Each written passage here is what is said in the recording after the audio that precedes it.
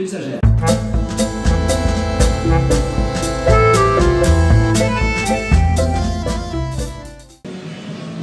En envoyant des planches, c'est vrai que ça a été en bande dessinée, ça a été mon premier employeur Fluide. C'était pas par hasard parce que je disais Fluide depuis longtemps, mais quand j'ai commencé à faire de la BD, à toucher le photomontage, à m'essayer comme ça, à bricoler des bandes dessinées comme ça, j'ai envoyé, au début je n'ai envoyé qu'à Fluide, ça a été vraiment mon premier envoi parce que je m'étais dit que j'étais pas encore mûr, il fallait que j'essaie par un journal, que je fasse des histoires courtes, il fallait que je peaufine mon style qui était vraiment naissant à l'époque, parce que j'étais passé du dessin que j'avais complètement laissé tomber pour la photo.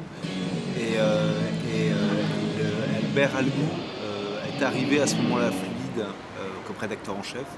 C'était en 2003, je crois, et ça lui a s'est tapé dans l'œil. Voilà, il m'a rappelé, puis voilà, il m'a fait confiance pour.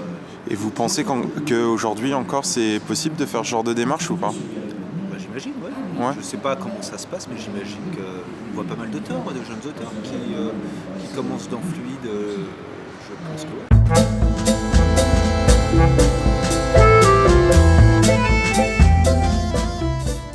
Bah, j'aime pas me définir comme ça parce que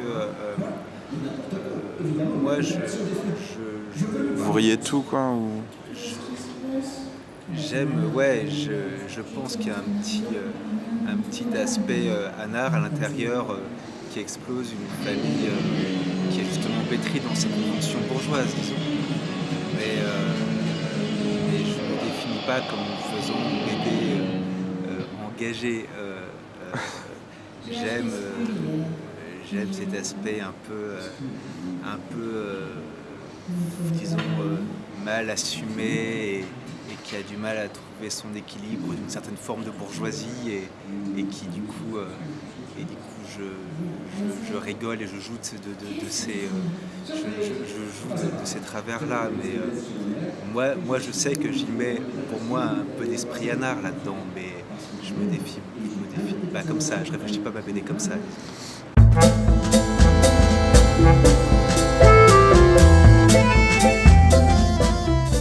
Ça c'est compliqué à dire, effectivement j'ai habité longtemps, j'ai vécu 3 ans là-bas, donc ça a forcément influé sur ce que je suis, sur mon travail, même sur mes goûts graphiques, culturels, mais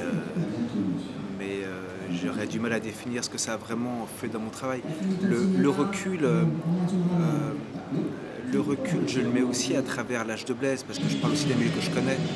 Et le recul, c'est plutôt celui des années que celui d'un milieu qui m'est lointain, parce que je parle quand même d'un milieu que je connais, dans lequel j'ai grandi. Je parle un peu de moi à travers Blaise.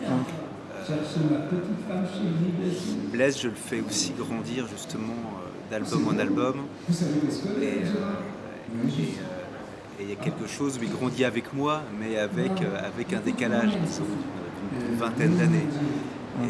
Et ce qui me permet aussi de... Et je me situe un peu entre Blaise et son père, parce que moi aussi je suis papa maintenant. Mais disons que ce recul, c'est que j'arrive à être violent sur moi-même, parce que je ne parle pas de moi aujourd'hui, disons, voilà. Si vous voulez qu'on parle de recul, c'est plutôt ce recul-là. Le recul du milieu, j'en suis plus éloigné que je l'étais, parce que mon métier, ma vie fait que je suis plus dans un milieu d'une bourgeoisie conventionnelle comme j'ai pu j'ai pu grandir, dans celle dans laquelle j'ai pu grandir.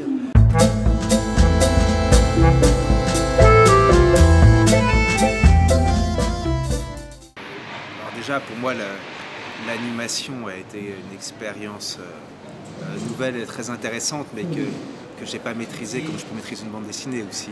Ouais. Il y a un peu moins de vous dans tout ça. Ça va vite, c'est tout le monde, c'est des exigences qui me sont aussi extérieures. Donc disons que la série est peut-être moins maîtrisée à ce niveau-là. Je pense qu'il y avait une maîtrise qui arrive aussi au fur et à mesure, parce que j'ai appris ce travail-là en la faisant, qui serait voilà, je pense que si j'avais un autre projet dans le genre, il serait beaucoup plus mûr que ce qu'a été la série. Pour moi, ça a été passionnant à faire et j'en suis très content par plein d'aspects, mais c'est sûr qu'elle est moins maîtrisée pour moi que les bandes dessinées que je fais seul et que voilà.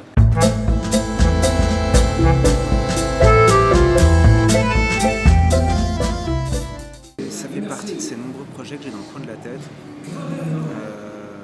Non, je ne l'ai pas fait. Alors entre-temps, le sujet était assez épuisé à droite à gauche. C'est un projet que j'avais il y a une quinzaine d'années. Depuis, il y a beaucoup de choses, de zombies, de trucs qui passent. Enfin, disons qui m'ont aussi un peu fatigué du sujet et qui ont un peu eu raison de ma motivation. Mais c'est vrai que j'avais commencé à écrire une espèce de farce de farce cannibale justement dans ce milieu-là, quoi. Dans le milieu bourgeois. Donc. Voilà, qui est toujours dans un coin de mes cahiers, qui sortira peut-être.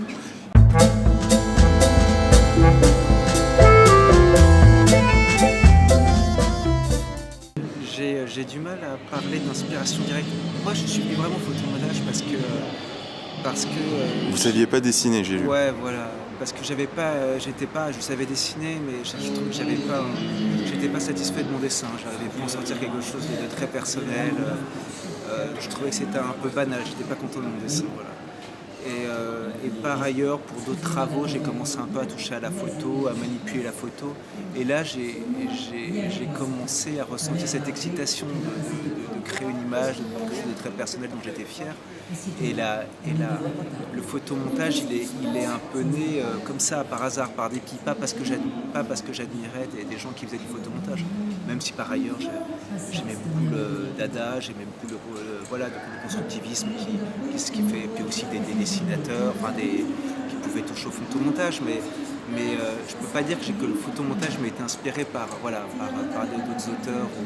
C'était plutôt une façon empirique pour moi d'avancer voilà, c'est une façon pour moi d'accompagner mon écriture, parce que je voulais pas être scénariste, je voulais quand même fabriquer entièrement les bandes dessinées.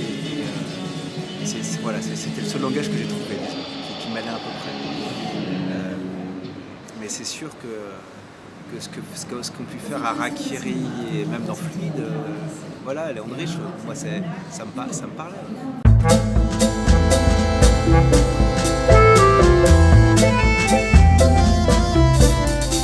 A lu du coup, qu'est-ce une espèce de chose pertinente par rapport à ce qu'on fait, auquel on n'a pas forcément pensé, ou en tout cas ce que l'on n'a pas forcément partagé. C'est assez motivant et du coup on peut soi-même, c'est aussi agréable pour ça les interviews. C'est quand parfois on nous pose des questions, qu'on réfléchit soi-même sur son œuvre, sur des aspects qui étaient presque inconscients, sur lesquels on n'avait jamais articulé vraiment de pensée. Mais pour ça, il faut avoir des questions qui aillent te chercher un petit peu de façon surprenante. Il faut quand même que tu aies lu les bouquins, il faut quand même que tu arrives à trouver des angles qui toi-même te touchent et te sont personnels, disons, sur ce que tu peux ressentir des livres, quoi. Mais je dis ça... vous avez raison. Je dis ça, mais je veux dire que même des journalistes aguerris savent le faire ou pas, quoi. Non, ou pas, doivent pas. Oui, ça aussi, je pense que c'est aussi une motivation sur l'auteur. Je pense que les journalistes aussi, ils abattent des auteurs toute la journée ou de tout, et en fait leur boulot c'est d'avoir des interviews, mais en réalité ils s'intéressent pas toujours à la personne à qui ils parlent, c'est un petit peu aussi. Alors que tout d'un coup quelqu'un qui s'intéresse vraiment, même s'il n'aime pas d'ailleurs. Moi ça m'arrivait de voir des interviews intéressantes avec des gens qui n'aimaient pas ce que je faisais. Mais ils allaient me chercher sur des trucs, sur des choses assez pertinentes, c'est vrai, qui me faisaient moi-même réfléchir et avancer sur mon travail.